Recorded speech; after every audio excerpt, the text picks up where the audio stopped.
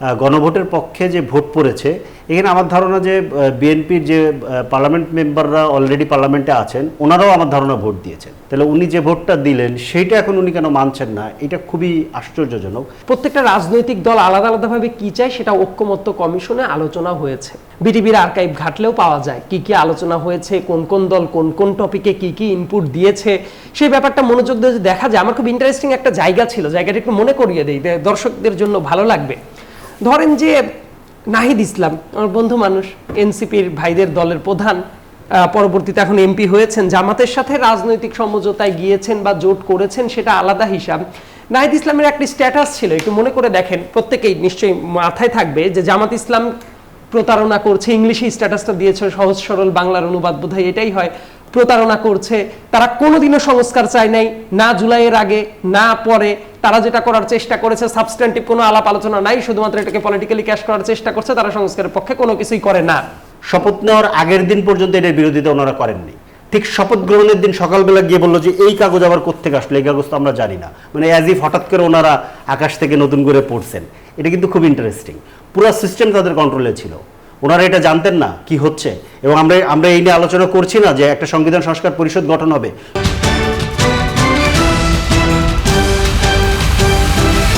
দর্শক আমন্ত্রণ আরও একবার আপনাদের সবাইকে, নতুন বাংলাদেশ দেখছেন। আজকে আমাদের সঙ্গে উপস্থিত আছেন সায়েদ আবদুল্লাহ, সাংবাদিক ও অ্যাক্টিভিস্ট, আছেন ফরিদুল হক, যুগ্ম সদস্য সচিব, জাতীয় নাগরিক পার্টি এনসিপি। আমরা দুজনের সঙ্গেই আলোচনা করব। আজকে আমরা আলোচনার বিষয় যা ঠিক করেছি সেটি হচ্ছে সংবিধান সংস্কার নিয়ে উত্তপ্ত রাজনীতি।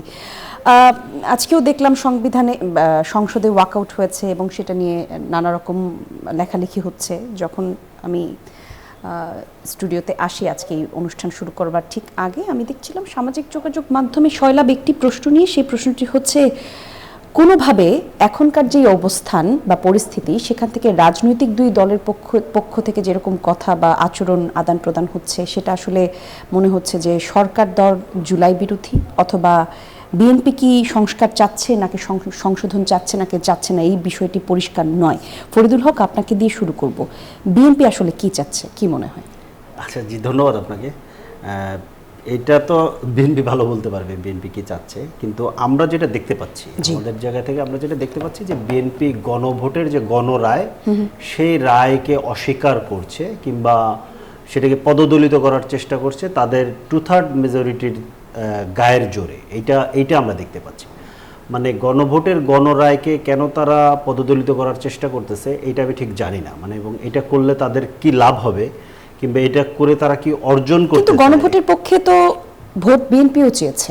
হ্যাঁ সেটাই, মানে গণভোটের পক্ষে ভোট বিএনপিও চেয়েছে এবং মানে বিএনপির চেয়ারম্যান বর্তমান প্রধানমন্ত্রী উনি অন্তত 2টা জনসভায়, আমার যতটুকু মনে আছে 2টা জনসভায় উনি গণভোটের পক্ষে ভোট চেয়েছেন। এবং উনি একবার চাওয়া মানে হচ্ছে পুরো বিএনপি এটার পক্ষে চেয়েছে। এবং যেই ভোট গণভোটের পক্ষে যে ভোট পড়েছে এখানে আমার ধারণা যে বিএনপির যে পার্লামেন্ট মেম্বাররা অলরেডি পার্লামেন্টে আছেন ওনারাও আমার ধারণা ভোট দিয়েছেন, তাহলে উনি যে ভোটটা দিলেন সেইটা এখন উনি কেন মানছেন না, এটা খুবই আশ্চর্যজনক। এবং এতে করে যেটা হয়েছে, আমি গতদিনে একটা জায়গায় বলছিলাম যে এই যে গণভোটটা না মেনে নিজেদের মতো করে গায়ের জোরে করার যে চেষ্টাটা, এই চেষ্টাটা করে বিএনপি যেটা করছে, বিএনপি আমাদের কোর্টে বল ঠেলে দিচ্ছে আমরা যাতে বিএনপিকে জুলাইয়ের বিরোধী বলতে পারি। কারণ বিএনপি এরকম পরিস্থিতি তৈরি করতেছে, কারণ গায়ের জোর দিয়ে তো জুলাই হয় নাই। গায়ের জোরে আপনি ধরেন শেখ হাসিনা যেটা করতে চাইছে, বাংলাদেশের জনগণ এটার বিপক্ষে দাঁড়াইছে। তো আপনাকে যেটা করতে হবে সবটাই সমঝোতার ভিত্তিতে করতে হবে। তাহলে আপনি সমঝোতার ভিত্তিতে কি করছিলেন? আপনি সংস্কার কমিশনে গিয়েছেন, প্রস্তাব দিয়েছেন, সেগুলো জিস্ট নিয়ে ঐক্যমত কমিশন হয়েছে, সেখানে আপনি দীর্ঘ আলোচনা করেছেন, আলোচনা করে গণভোটের প্রস্তাবও আপনারা করেছেন। কারণ আমরা চেয়েছিলাম গণপরিষদ, ওনারা বলেছিল পার্লামেন্টে করবে, সেই জায়গায় ঐক্যমত না হওয়ার কারণেই তো আলোচনাটা আরো লম্বা হলো, পরে গণভোট হলো। সেই গণভোটের পরে এই সিদ্ধান্ত হওয়ার পরে জুলাই সনদ স্বাক্ষর হলো, এরপরে গণভোট আদেশ হলো এবং এরপরে গণভোট অনুষ্ঠিত হলো। এবং আমাদের একটা জিনিস মনে রাখা দরকার যে গণভোটটা অনুষ্ঠিত হচ্ছে, গণভোটের যে ব্যালট পেপারটা, সেখানে কিন্তু 2টা রায় জনগণ একত্রে দিয়েছে, জুলাই সনদের সংস্কার প্রস্তাব এবং গণভোট আদেশটাকেও কিন্তু জনগণ রায় দিয়ে দিয়েছে, যে ওইটাকে জনগণ বৈধতা করে দিয়েছে। এবং ওইটাকে আবার একটা এক ধরনের আমি বলবো যে কুতর্কই করার চেষ্টা করা হচ্ছে, যে ওইটাকে সংবিধান সাপেক্ষে দেখা হচ্ছে। ওটা তো সংবিধান সাপেক্ষ না, এখন ওইটা সাপেক্ষে সংবিধান। কেন? কারণ জনগণ তো এটা রায় দিয়ে দিয়েছে। কিন্তু তখন তো আমরা এটাও বলতে শুনেছি বিএনপিকে যে এই সকল আলোচনা সংসদে হবে এবং না, সংসদে সেটা তো ওনাদের প্রথম দিকের আলোচনা তো এটা ছিল তো। জি। আমরা বলেছি এটা গণপরিষদে করতে হবে, কারণ এটা সংবিধান সম্পর্কিত, সংবিধান সংস্কার সম্পর্কিত, এই জন্য এটা গণপরিষদ লাগবে। এরপরে মধ্যবর্তী জায়গায় আমরা আসলাম হচ্ছে গণভোটে। গণভোটে শর্তটা কি ছিল? এটা কিন্তু সাধারণ রেফারেন্ডাম না, জি। এটা হচ্ছে গিয়ে একটা কনস্টিটিউয়েন্ট পাওয়ার মানে সম্বলিত রেফারেন্ডাম, মানে যেখানে এই গণভোটের মধ্য দিয়ে এই যে মেম্বার অফ পার্লামেন্ট যারা আছেন তাদেরকে জনগণ কনস্টিটিউয়েন্ট পাওয়ার দিয়েছে, যারা এইবার গিয়ে সংবিধানের এই সংস্কারগুলো তারা করবেন। সংবিধান সংস্কার পরিষদ গঠন করার মধ্য দিয়ে তাদের সংবিধান সংস্কার পরিষদে শপথ নেওয়ার কথা। অলরেডি বিরোধী দলের সদস্যরা এটা নিয়েছেন, সরকারি দল পুরো জিনিসটাকে উড়িয়ে দিতে চাচ্ছে। তো এইটা, এই যে গায়ের জোরে করার যে জায়গাটা, এইটা করতে গেলে স্বাভাবিকভাবেই তখন একটা সন্দেহের উদ্রেক হওয়া খুব স্বাভাবিক। এখন আমি খুব ডিসেন্ট ওয়েতে বলতেছি, কিন্তু ধরেন আমি জনসভায় দাঁড়িয়ে যখন কথা বলবো তখন তো আমি বলবো যে জনগণের সাথে বিএনপি আসলে গণরায়কে বানচাল করার চেষ্টা করতেছে, গণরায়কে পদদলিত করতেছে। এটা তো খুব স্বাভাবিক, কারণ উনি এটা মানছেন, আমি তো দেখতে পাচ্ছি পরিষ্কার। একেবারেই কি মানছে না, নাকি সময় চেয়েছে এটা নিয়ম অনুযায়ী? না, এখন তো ওনারা বলতেছেন যে কি একটা নাকি সংবিধান সংশোধন কমিটি করবে। সংবিধান সংশোধনের তো এখানে কোনো ইস্যুই ছিল না। সংবিধান সংশোধন নিয়ে তো গত 1.5 বছর আমরা আলোচনা করিনি তো। আমরা বলেছি সংবিধান নতুন হতে পারে, অথবা পুনর্লিখিত হতে পারে, অথবা শেষ পর্যন্ত গিয়ে আমরা মাঝামাঝি করার জন্য সংবিধান সংস্কার প্রশ্নে আমরা ঐক্যমতে গিয়েছি। তাহলে এখন সংশোধনের প্রশ্নটা কোত্থেকে আসতেছে? সংশোধনের তো কোনো প্রশ্নই নেই, সংশোধনের কোনো প্রশ্ন তো আমরা আলাপ করিনি। এবং গণভোটের ব্যালট পেপারের মধ্যেও লেখা আছে যে সংবিধান সংস্কার সম্পর্কিত নিম্নলিখিত প্রস্তাবসমূহ, এখানে স্পষ্টভাবে লেখা আছে। তাহলে সংবিধান সংস্কার করতে হবে, এবং সংস্কার করার জন্য এর আগে কিন্তু বাংলাদেশে কখনো সংবিধান সংস্কার হয়নি। এবং এই সংস্কার করার জন্য আপনার কি বলে যে একটা সংবিধান সংস্কার পরিষদ হবে, সেটা গণভোট আদেশের মধ্যে আছে। এবং এই আদেশকেও কিন্তু জনগণ বৈধতা দিয়েছে ভোট দিয়ে, কারণ ওই আদেশটাও একদম উপরের লাইনটা যদি আপনি পড়েন, যে আপনি কি গণভোট অধ্যাদেশ ব্র্যাকেটে সংবিধান সংস্কার বাস্তবায়ন আদেশ 2025 এবং এই কি বলে সংবিধানের নিম্নলিখিত সংস্কার সমূহ প্রস্তাবের সাথে একমত, এই ধরনের কথাটা মানে এবং দিয়ে, মানে ওইখানে কিন্তু দুইটা লাইন, মানে আদেশকেও জনগণ বৈধতা দিয়েছে এবং সংবিধানের এই সংস্কারগুলো যে 48টা সংস্কার সংবিধান সম্পর্কিত সেটাকেও জনগণ বৈধতা দিয়েছে, এবং সংবিধান সংস্কার পরিষদ গঠনের বৈধতা দিয়েছে। এখন এই পুরো জিনিসটাকে 2/3 মেজরিটি দিয়ে গায়ের জোরে ঠেলে দেওয়ার একটা চেষ্টা করা হচ্ছে। আরেকটা প্রশ্ন করি, যে প্রশ্নটা খুব কম আলোচিত হয়, ধরে নেই বিএনপি 198 সিট পেল, তাহলে কি বিএনপি এটা করতো? কি মনে হয় আপনার? মোটেই বিএনপি এটা করতো না। বিএনপি এখন জানে যে এই সংবিধানের ফ্রেমের মধ্যে জোর করে যদি সবাইকে আনতে পারি, এনে তারপরে আমি সংশোধনী করতে পারবো, কারণ সংশোধনী করতে 2/3 মেজরিটি লাগে, গায়ের জোরটা ওই কারণে। এবং এই কারণেই যেদিন শপথ নিল, শপথ নেওয়ার আগের দিন পর্যন্ত এটার বিরোধিতা ওনারা করেননি। ঠিক শপথ গ্রহণের দিন সকালবেলা গিয়ে বললো যে এই কাগজ আবার কোত্থেকে আসলো, এই কাগজ তো আমরা জানি না, মানে অ্যাজ ইফ হঠাৎ করে ওনারা আকাশ থেকে নতুন করে পড়ছেন। এটা কিন্তু খুব ইন্টারেস্টিং, পুরো সিস্টেম তাদের কন্ট্রোলে ছিল, ওনারা এটা জানতেন না কি হচ্ছে। এবং আমরা এই নিয়ে আলোচনা করছি না যে একটা সংবিধান সংস্কার পরিষদ গঠন হবে, কনস্টিটিউয়েন্ট পাওয়ার হবে, জনগণের সার্বভৌম ক্ষমতার অভিপ্রায়, জনগণের যে অভিপ্রায় সেটা প্র্যাকটিস করা হবে গণভোটের মধ্য দিয়ে। এই আলোচনাগুলো তো ঐক্যমত কমিশনে হয়েছে। ইভেন গণভোটের আদেশ যে জারি করা হচ্ছে, এই আদেশ জারি করার জন্য রাষ্ট্রের অ্যাটর্নি জেনারেলের কাছ থেকে কি পরামর্শ নেওয়া হয়নি? উনি এটা জানতেন না? যিনি এখন আইনমন্ত্রী উনিও তো জানতেন, সবাই সবটা জানতো। ওনারা অপেক্ষা করছিলেন হচ্ছে যে জায়গাটাতে হচ্ছে গিয়া মানে এইটা ধরা পড়ে যায়, ওনারা অপেক্ষা করছিলেন যে যদি 2/3 মেজরিটি পাই তাহলে এটা মানবো না, আর যদি 2/3 মেজরিটি না পাই তাহলে তো আসলে আমাকে বিরোধী দলকে সাথে নিয়েই চেঞ্জ করতে হবে। এখন যেহেতু 2/3 মেজরিটি পেয়ে গেছে, এই 2/3 মেজরিটির দেমাগে ওনাদেরকে পেয়ে বসেছে। বাংলাদেশের বড় সংকটের জায়গাটা, অন্যতম বড় সংকটের জায়গাটা হচ্ছে এইটা, যে 2/3 মেজরিটি এখনো তো 72-এর ফ্রেমওয়ার্কের মধ্যে বাংলাদেশের সংবিধান আছে, 2/3 মেজরিটির মধ্য দিয়ে বাংলাদেশে 6 মিনিটে বাকশাল করা যায়। এইটা হচ্ছে দেমাগ। এই জায়গাটাকে চেকস অ্যান্ড ব্যালেন্স করাটাই হচ্ছে আমাদের সংস্কারের অন্যতম প্রধান জায়গা। আরো অনেকগুলো জায়গা আছে, কিন্তু এটা একটা অন্যতম প্রধান জায়গা। অনেক ধন্যবাদ আপনাকে ফরিদুল হক। একটু আমরা সায়েদ আব্দুল্লাহ আপনার কাছে বেশ কিছু বিষয়ে জানতে চাইব। বাকশাল করা যায় 2/3 মেজরিটি হলে, আসলেও করা যায় কিনা। তার আগে একটি মানে সহজ প্রশ্ন দিয়ে শুরু করব, বিএনপি আসলে কি চায়? ধন্যবাদ আপনাকে, আপনার দর্শক যারা আছেন এবং আমার সহ-আলোচক যিনি আছেন অবশ্যই ধন্যবাদ জানাচ্ছি। তার কারণ আমরা বোধহয় যে we may agree to disagree, এটাই বোধহয় একটা জেন্টলম্যানস গেম আর কি। এই জায়গায় যখন আমরা কথা বলছি, দেখেন এমন হইতে পারে যে হয়তো বা আমার কোনো ব্যাপারে উনি একমত হবেন না, অথবা তার অনেক মতের সাথে আমি একমত নাও হতে পারি, but at the end of the day মানে we must be respectful to each other. এইভাবে কিন্তু আলোচনাটা আগায়। এবং যেহেতু বাংলাদেশে আমরা ধরে নিতে পারি বর্তমানে কোনো ফ্যাসিবাদী শক্তি নাই, বা যারা দেশের উপরে গুম খুন হত্যা চালায় এই ধরনের কালচার নাই, রাজনৈতিক নেতারা, প্রধান নেতারা যেহেতু একজন আরেকজনের বাড়িতে ফুল নিয়ে যাইতে পারে, বসতে পারে, একসাথে তাদের অফিসে বসতে পারে, সো এই সৌহার্দ্যপূর্ণ অবস্থার ভেতরে যে আলোচনাটাও চলা সম্ভব, সেইটাকে যদি আমরা একটা বেসিস হিসেবে ধরে নেই, তারপর বোধহয় পরে আলোচনা করাটা একটু সহজ হয়ে যায়। এবার যেটা বলেন যে বিএনপি আসলে কি চায়, দেখেন প্রত্যেকটা রাজনৈতিক দল আলাদা আলাদাভাবে কি চায় সেটা ঐক্যমত্য কমিশনে আলোচনা হয়েছে।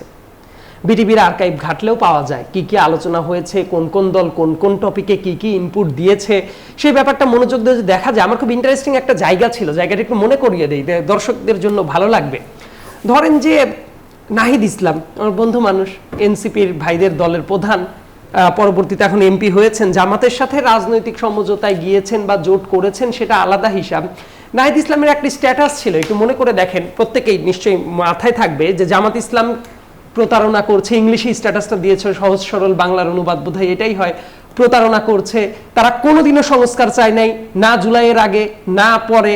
তারা যেটা করার চেষ্টা করেছে সাবস্ট্যান্টিভ কোনো আলাপ আলোচনা নাই, শুধুমাত্র এটাকে পলিটিক্যালি ক্যাশ করার চেষ্টা করছে, তারা সংস্কারের পক্ষে কোনো কিছুই করে না। পরবর্তীতে খেয়াল করে দেখেন ওই যে বিভিন্ন আর্গুমেন্ট ওই যে থেকে দাঁড়ায়, তাহলে নাহিদ ইসলাম নিজে মনে করছিল তারা সংস্কার চায় না, কোনো কিছু চায় না, সেই নাহিদ ইসলাম এখন খুব চমৎকার করে শুধুমাত্র ভোটের আগে একসাথে জোট করেছে, ব্যাপারটা এইরকম না। তারা স্মৃতিসৌধে গিয়েই জামাতের এমপি প্লাস নন এমপি, অনেকেই মনে করে যে জামাতের যারা দায়িত্বশীল ছিল জিতে গেছে তারাই, যদি সেটাই থাকে ওই জায়গায় মিয়া গোলাম পারোয়ার সাহেব ছিলেন, মিয়া গোলাম পারোয়ার সাহেব এমপি না। সো জামাতের এমপি প্লাস নন এমপিরা সামনে দাঁড়িয়ে থাকে এবং নাহিদ ইসলাম একটা দলের প্রধান এবং তাদের সংসদের ডেকোরাম অনুসারেও তাকে কিছুটা কিন্তু বিরোধী দল হিসেবে লেভারেজটা আলাদাভাবে দেওয়া হয়েছে, তা উনি পেছনে দাঁড়িয়ে থাকেন। এসব দেখার পরে তাহলে কিন্তু ওই যে কনফিউশন যেটা ভাই কথা বলছিলেন, তাহলে ওই ব্যাখ্যাটা কোনোদিন হয়তো বা তার দেওয়া উচিত যে বলছে এই ধরনের প্রতারণামূলক কাজ করেছে, তারা আগেও সংস্কার চায় নাই, পরেও চায় নাই, তারপরে তাহলে কেন এই সংযোগটা? আদতে যেটা হয়েছে ঐক্যমত্য কমিশনে এমন অনেক টপিক নিয়ে এমন অনেক আলোচনা হয়েছে যে আলোচনাগুলা অনেক পলিটিক্যাল পার্টি পার্টিকুলার যে পয়েন্টে আলোচনা হওয়ার কথা ওইটা বাদ দিয়ে পৃথিবীর সবকিছু আলোচনা করেছে, ওইটা নিয়ে আলোচনা হয় না। এই ধরনের বহু আলোচনা আছে রাজনৈতিক দলগুলোর। আমি তো বললাম যে দেখবেন অনেক রাজনৈতিক দলের যারা প্রতিনিধি ছিল এক একদিন এক একজন যারা যারা গেছে দেখেছে ওই টপিকের পর আলোচনা নাই, একটা ফিক্সড এজেন্ডা নিয়ে আলোচনা হচ্ছে, বিটিভির আর্কাইভ ঘাটলেই পাওয়া যাবে, এটা সবার জন্য রেকর্ডটা থাকবে। দেখবেন এই আলোচনার ভেতরে এই ইন্টারিম গভর্নমেন্ট একটা ভস্করটা পাকিয়ে দিয়ে গেছে, কারণ আমার মনে হয় না যে এন্ড যে উদ্দেশ্যটা, দেশের তো সংস্কার জরুরি, এটা আমি নিজে বিশ্বাস করি, ভাইও ওই কথাই বললো, আলটিমেটলি দেশের সংস্কারটা জরুরি। দেখেন রাষ্ট্রপতির আদেশ যে জারি করলো তার আগে দুইটা গুরুত্বপূর্ণ ঘটনা ঘটেছে। অক্টোবরের 17 তারিখ, রাইট, অক্টোবরের 17 তারিখে জুলাই সনদ স্বাক্ষরিত হয়েছে। স্বাক্ষরিত যখন হয় তার আগে ওই জায়গায় নোট অফ ডিসেন্ট সহ প্রত্যেকটা রাজনৈতিক দলের সাইন নেওয়া হয়েছে অক্টোবর মাসে। তারপরে গিয়ে জুলাই সনদ বাস্তবায়ন আদেশ, ওই আদেশটা যেটা করা হলো সেটা হলো নভেম্বর মাসের 13 তারিখ সম্ভবত, তার পরবর্তী সময়ে। ওই টাইমে আমি আশা করেছিলাম কি দেশের যারা বিভিন্ন আইনজ্ঞ লোক আছেন, বিভিন্ন মানুষ এই আদেশটা নিয়ে প্রশ্ন তুলুক এই কারণে না যে তারা সংস্কার চায় না, বরং এই প্রসিডিউরাল ব্যাপার নিয়ে যে এই ব্যাপারটা জাস্টিফাইড হচ্ছে কিনা, তার কারণ সংবিধান যখন আছে, ভ্যালিড আছে, ওই মুহূর্তে রাষ্ট্রপতি অ্যাজ পার কনস্টিটিউশন কি করতে পারেন? উনি আদেশ জারি করতে পারেন না। ওনার আদেশ জারি করার ক্ষমতা, রাষ্ট্রপতির আদেশ জারি করার ক্ষমতা পার হয়ে গেছে 1973 সালের যখন ইলেকশনটা হয়েছে। ইলেকশনের পরে নতুন সরকার যখন বসে গেছে, প্রথম পার্লামেন্ট যখন শুরু হয়ে গেছে, বাংলাদেশের প্রথম সংসদ, তারপরে রাষ্ট্রপতি আইনগতভাবে করতে পারেন না। ভাই এখন বলতে পারেন 152 সংজ্ঞার ভেতর তো আছে ওই অধ্যাদেশের পাশে ছোট্ট করে আদেশ আছে। না আমি 152 তে যাওয়ার লোক না, আমার অন্য যুক্তি আছে, আমি আপনাকে ওয়ান্ডারফুল। তাহলে এই জায়গায় খেয়াল করে দেখেন ওই জায়গায় জেনারেল হিসেবে যে এক্সপ্লেনেশনগুলো দেয়া আছে, কিন্তু ওই সংবিধান যখন লিখিত হয় তখন নিশ্চয়ই ওই 1973 সালের যে প্রথম সাধারণ ইলেকশন সেটা হয় নাই, তার আগের যে কয়েকটা বিধান ওই অনুসারে জাস্টিফাইড। রাষ্ট্রপতি যে ওই অবস্থায় করতে পারেন, ওই মুহূর্তে যদি আলোচনাটা সেটেলড হয়ে যাইতো তাহলে কিন্তু এত আলাপ আলোচনার দরকার হইতো না। এবং তারপরে আরেকটা ব্যাপার আছে, বিএনপি কি সংস্কার চায় না? ইয়েস, বাংলাদেশের স্বার্থে সংস্কার তো অবশ্যই হবে। এমনও অনেক সংস্কার আছে যেটা বিএনপি তে 31 দফার ভেতরে ইভেন হাসিনা থাকাকালীন অবস্থায় তারা 1 বছর আগে থেকে সংস্কার কমিটি। তারপরে এই যে একটা কথা আছে দেখেন, দুইটার আগে পারসেপশনটা খুব গুরুত্বপূর্ণ। আমি তো বললাম মেন রেজাল্ট নিয়ে মনে হয় খুব বেশি আপত্তি আমি দেখছি না, কিন্তু এই যে প্রসেসটা নিয়েই আপত্তির জায়গাটা শুরু হয়েছে। Having fullest respect, and result পর্যন্ত তো যেতে হবে। হ্যাভিং ফুলেস্ট রেসপেক্ট, কয়েকদিন আগেই হঠাৎ করে দেখলাম, ধরেন যে জামাতের অনেক অ্যাক্টিভিস্ট, এমনকি দুই একজন লয়ার পর্যন্ত তারা বলছে বিএনপি এই যে গণভোটের আয়, মানে বিএনপি গণভোটকে উধাও করে দিল। ফ্যাক্টটা দেখলাম, ঘটনাটা কি হইলো আসলে, দেশের অনেক মেইন স্ট্রিম মিডিয়া ওই ব্যাপারটা দেখলাম এইভাবেই ব্যাখ্যা করার চেষ্টা করছে। আসলে যেটা হয়েছে, গণভোট যে অধ্যাদেশটা ছিল দ্যাট ওয়াজ টাইম স্পেসিফাইড, 2026 সালেরই গণভোট। ওইটা দিয়ে আপনি যদি পরবর্তীতে আবার এই ধরনের সাংবিধানিক সংস্কার বা দেশের ইলেকশন বা কোনো কিছু রিলেটেড গণভোটের দরকার হয়, সেটা কিন্তু ওই পার্টিকুলার অধ্যাদেশ দিয়ে করতে পারবেন না, নতুন করে আইন প্রণয়ন করে নিতেই হবে। ওইটার যে গণভোটটা হয়েছে, গণভোট ইজ ভ্যালিড, গণভোটের রেজাল্ট ইজ ভ্যালিড। বিএনপি ইচ্ছা করলেও বলতে পারবে না যে গণভোটের রেজাল্ট অবৈধ, গণভোটের রেজাল্ট বৈধ। আমি অন রেকর্ড বলছি, গণভোটের রেজাল্ট বৈধ, সবকিছুই বৈধ, কিন্তু যে আইনটা করা হয়েছিল ওই ভোটটাকে অনুষ্ঠিত করার জন্য, দ্যাট ইজ ডান। ওইটা দিয়ে যেহেতু ফিউচার কোনো ইমপ্লিকেশন নাই, দ্যাটস ওয়াই ওইটাকে অধ্যাদেশটাকে নতুন করে র্যাটিফাই করে আইন প্রণয়ন করার দরকার নেই। এটা কি শুধু বিএনপি বলেছে? বদিউল আলম মজুমদার সাহেব, যিনি অনেক আইনজ্ঞ একজন মানুষ এবং বেশ কিন্তু গুরুত্বপূর্ণ পদক্ষেপ নিয়েছেন, এমনকি সংস্কার কমিশনে উনি ছিলেন, ঐক্যমত্য কমিশনের একজন লিডিং ফেস ছিলেন, উনিও কিন্তু সেম একই কথাটাই বলেছেন। সো এই যে দেখেন পারসেপশন, প্রথম নিশ্চয়ই টিভির দর্শক যারা বসে বসে দেখছেন তারাও অনেকে ওই প্রচারণা দেখে, কারণ এখন কোনটা প্রচারণা, কোনটা প্রোপাগান্ডা, কোনটা ফটোকার্ড বা ভিডিওর ভেতরে 10 মিনিটের আলোচনায় 30 সেকেন্ড কেটে নিয়ে কাট কপি পেস্ট মেরে দেওয়া, এটা তো খুবই সন্দেহের ব্যাপার। তো মানুষের কাছে যদি এই ব্যাখ্যাটা ক্লিয়ার করে দেওয়া যাইতো যেটা হয়ে গেছে, তাহলে তো আর কোনো সমস্যা নাই। আর একটা ব্যাপার বলেই আমি এই ফ্লোরটা শেষ করে দিচ্ছি। এই এখন বলতে পারেন তাহলে কি দেশে গণভোট আর হবে না? ইয়েস, বিএনপি 2/3 মেজরিটি তো বটেই। যে কথাটা বললেন 300 জনের ভেতরে যদি 300 জনও যদি পার্লামেন্টেরিয়ান একটা দলের হয়, নট অনলি ফ্রম বিএনপি, যে কারো ভবিষ্যতে বেসিক কিছু জায়গা আছে, সেই জায়গাটা তারা চেঞ্জ করতে পারবে না 2/3 এর দোহাই দিয়ে। এই ব্যাপারটা 15 অ্যামেন্ডমেন্টের যে মামলাটা আছে, এই মামলাটা দেখলে যেটা কিন্তু সুপ্রিম কোর্ট এই হাসিনা প্রণীত 15 অ্যামেন্ডমেন্টের অনেক কিছু অবৈধ ঘোষণা অলরেডি করে দিয়েছে, সামনে এটা আরো স্ট্রাকচারাল ওয়েতে আগাবে। যখন এটা আগায় যাবে, ওই যে বেসিক কিছু জায়গা আছে ভাই, পার্লামেন্টারিয়ান 2/3 তো দূরের কথা, যদি বিএনপি বা জামাত বা এনসিপির 300 জনের 300 জনই হয়, তারাও নিজেদের মতো করতে পারবে না, তাদের গণভোটে যাইতে হবে। বাট দ্যাট গণভোট ইজ নট এই যে গণভোটের আওতায় যে ইলেকশনটা হইলো, ওইটার জন্য আলাদা বিধান আছে। সো এই সমস্যার সমাধানগুলো আছে। আমার কাছে মনে হয় যে ব্যাখ্যাটা ঠিক মতো করলে পারসেপশনটা আসলে বিভিন্নভাবে যে ডাইভার্টার জায়গাটা থাকে সেটা থাকে না। তখন আপনার কাছে মনে হবে যে কাউকে আপনি প্রথম থেকেই সংস্কার বিরোধী, এইটা মানে না, অমুক না, তমুক না, দেখা যাবে এই যে গ্যাপগুলো আছে, চিন্তার গ্যাপটা কমে যাবে বলেই আমি মনে করি। ধন্যবাদ আপনাকে। ফরিদুল হক, নিশ্চয়ই আপনি এই জায়গাতে কিছু উত্তর দিতে চান। হ্যাঁ, আমি দুইটা পয়েন্ট একটু বলতে চাই। সেটা হচ্ছে যে ওই আদেশের ব্যাপারে যেটা বলতেছে যে আদেশ ওই মানে 152 দিয়ে যেটা কেউ কেউ বলছে, এটা ঠিক আছে। আমি আসলে ওনাদেরকে, যদি ওনারা দেখে আমার কথা, তাহলে আমি ওনাদেরকে অনুরোধ করব, এটা আসলে 152-র আদেশ না। আর উনি যেটা বলছেন যে এইটা রাষ্ট্রপতি কি বলে 1973 পরে আর আদেশ দেওয়ার তার ইয়ে নাই, হ্যাঁ এটা তো নাই, এটা তো ওই আদেশ না। এই আদেশটা আপনি যদি পড়ে দেখেন, এই আদেশটা হচ্ছে প্রোক্লামেশন টাইপ আদেশ, যেহেতু এবং সেহেতু দিয়ে লেখা। যদি আমাদের স্বাধীনতার ঘোষণাপত্র পড়েন, ওইখানে আপনি দেখবেন যেহেতু এবং সেহেতু দিয়ে লেখা।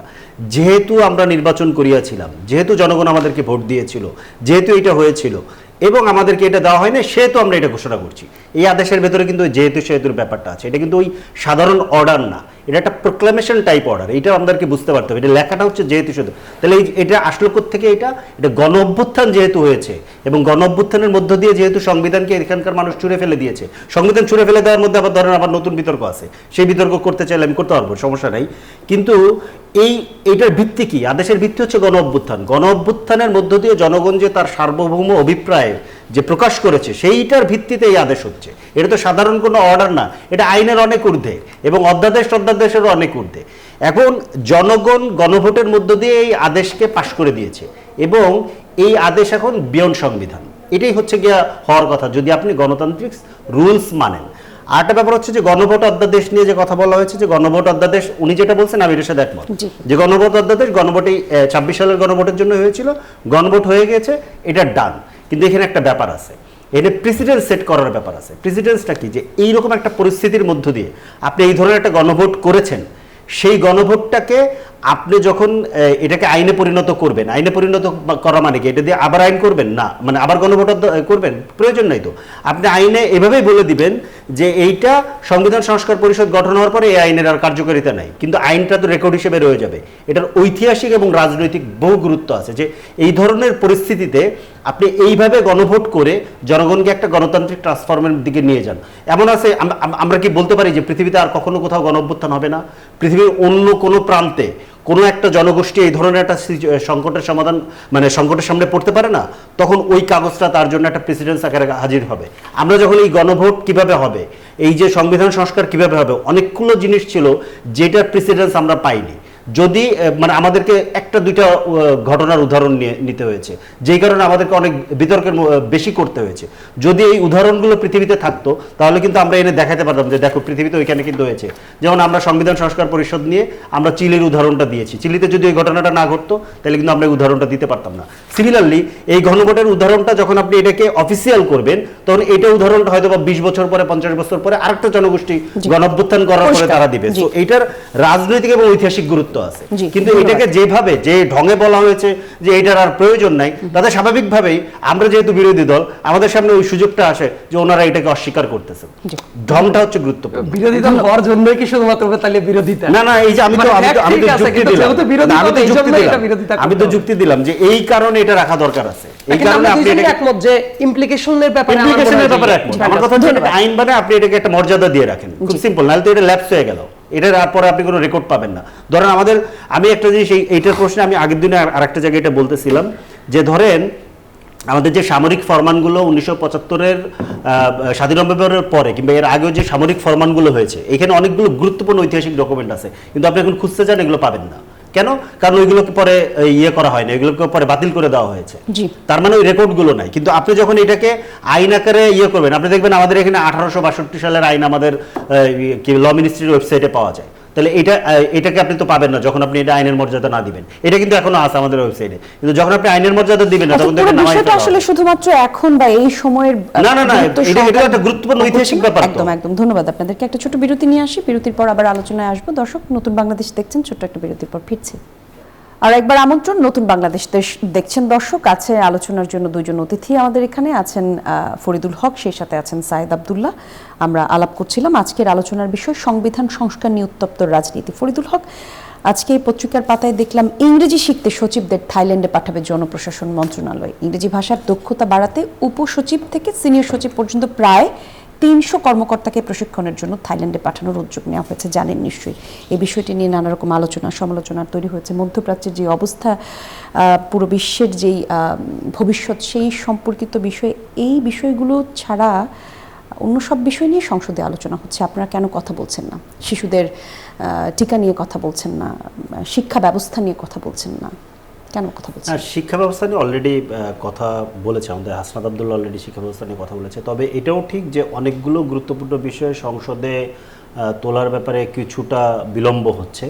এখানে একদম সংসদের তো বোধহয় আজকে 5 নম্বর না 6 নম্বর দিন সব মিলে, কিন্তু সংসদে মানে বসতে অনেক দিন, কিন্তু কর্মদিবস হিসেবে 6-7 দিন।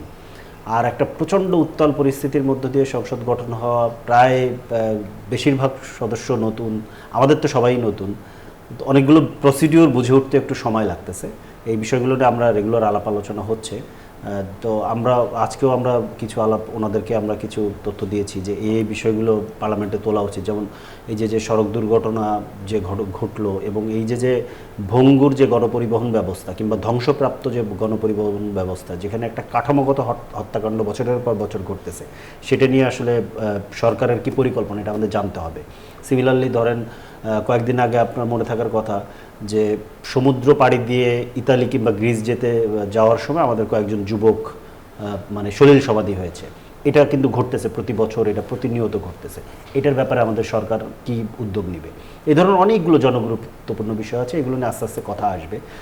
আর এইটা যেটা মানে এটা আমি ঠিক জানি না, যদি সরকারের কোনো মন্ত্রী, প্রতিমন্ত্রী কিংবা সরকারের কোনো দায়িত্বপ্রাপ্ত যেখানে জনপ্রতিনিধিরা আছেন, সেইখান থেকে যদি এই ধরনের সিদ্ধান্ত হয় তাহলে এটা খুবই নিন্দনীয়।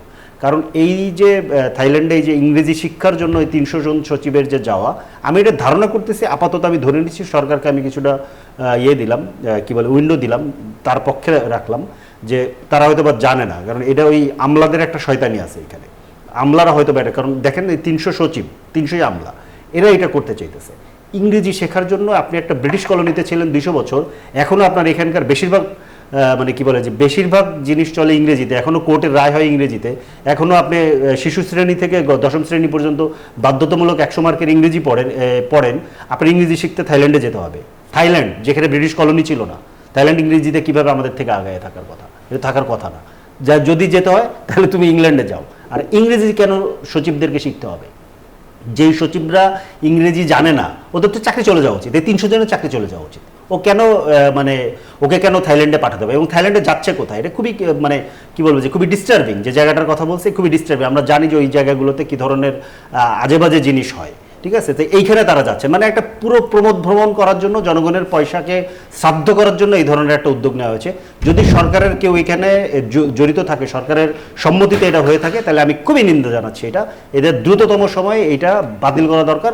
সেই আগের আমলের মতো যে খিচুড়ি রান্না করা শিখতে, ঘাস কাটা শিখতে বিদেশে কর্মকর্তারা যাচ্ছে, এই যে প্রেসিডেন্স তৈরি করে দিয়ে গেছে ফ্যাসিস্টরা, সেই জায়গাতে এই আমলারা আমাদের জনগণের মানে কষ্টার্জিত সম্পদ, তারা 300 জন যাবে ইংরেজি শিখতে। আমাদের দেশে বহু ভালো ইংরেজি জানা স্টুডেন্ট আছে, মানে টিচার না, স্টুডেন্ট। আপনি ঢাকা বিশ্ববিদ্যালয় থেকে বের হওয়া কিংবা যে কোনো বিশ্ববিদ্যালয় থেকে বের হওয়া, ইংরেজি সাহিত্য কিংবা ইংরেজি ল্যাঙ্গুয়েজের উপরে বের হওয়া যে কোনো একজনকে যদি আপনি এদেরকে নিয়োগ দেন, এরা দেখবেন অনেকে বিনা পয়সায়। আমি আজকে দেখলাম ওই যে ঢাকা বিশ্ববিদ্যালয়ে বিপি নির্বাচন করেছিলেন, সে একটা কোথায় যেন একটা পোস্টে কমেন্ট করছে যে আমি ইংরেজি ল্যাঙ্গুয়েজ থেকে পড়াশোনা করে বেরিয়েছি, সরকার আমাকে চাইলে আমি তাদেরকে ফ্রি শেখাবো।